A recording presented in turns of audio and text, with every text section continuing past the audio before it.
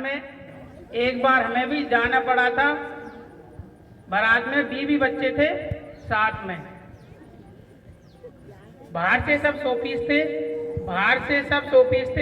अंदर से सब रुके थे। खाने का मामला था, इसलिए घर से ही चले, भूखे थे।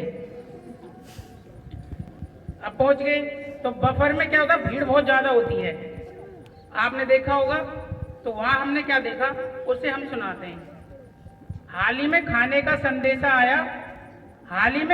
संदेशा आया तो मजमे में भगदड़ सी मच गई।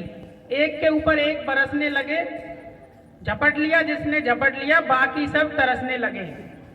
अब मैं आपको 10 उन आदमियों की कहानी सुनाऊंगा जो वहां हमने देखा था। पहला व्यक्ति बाहरी चक्कर काट रहा था, खाना लेना तो दूर, उसे देख भी नहीं पा रहा था। पहला व्यक्ति बाहरी चक्कर काट रहा था, खाना लेना तो दूर, उसे देख भी नहीं पा रहा था। दूसरा व्यक्ति कहीं से एक चावल की तस्तरी झाड़ लाया, मगर उससे भी ज्यादा वह अपना कुर्ता फाड़ लाया। दूसरा व्यक्ति कहीं से एक चावल की तस्तरी झाड़ लाया, मगर उससे भी ज्यादा वह अपना कुर्ता फाड़ लाया। तीसरी एक औरत थी जो ताड़ के वृक्ष की तरह तनी खड़ी हुई थी। उसकी आधी साड़ी पनीर की सब्जी में सनी हुई थी, वह उसे रगड़ रगड़ कर धो रही थी। पड़ोसन की पहनकर आई थी, इसलिए बेचारी रो रही थी। चौथा व्यक्ति गरीब था,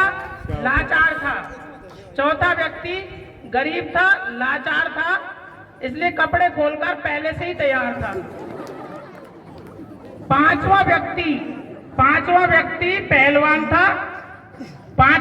पहलवान था, वो अकेले सारे झटके झेल रहा था, इसलिए भीड़ में घुसने से पहले दंड पेल रहा था। छठवां व्यक्ति इन हरकतों से ज्यादा ही परेशान था, इसलिए बीवी बच्चों से ज्यादा उसका खाने पर ध्यान था। सातवां व्यक्ति काल्पनिक खाना खा रहा था। प्लेट अपनी देख रहा था, प्लेट दूसरे की देख रहा था और मुंह अपना चला रहा था।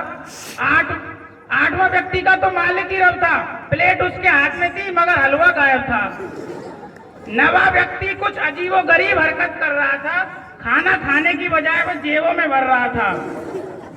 10वां व्यक्ति स्वयं बेटी वाला था, प्राण उसके कंठ में थे, क्योंकि घराती सब जीम रहे थे और बराती सब बाहर खड़े थे। ये सब दशा देख हम अपनी बीवी से बोले, चलो लौट चले सही सलामत। इतने में वो हम पर तमक कर बोली, काश किसी पहलवान से शादी रचाई होती। आज मैं पहली बार अपने मन को कचोट रही हूँ, क्योंकि मैं पहली बार किसी दावत से भूखी लौट रही हूँ। ये आपके सामने आज से कविता थी और ये अब मैं समाप्त कर चुका हूँ। समाप्त करने से पहले एक देशभक्ति शायरी जो मैं आपको सुना देता हूँ, वो ये है कि ए खुदा अपनी अदालत में तू मेरी जमानत रखना, ए खुदा अपनी अदालत में तू मेरी जमानत रखना, मैं रहूं या ना रहूं मेरे देश को सही सलामत रखना।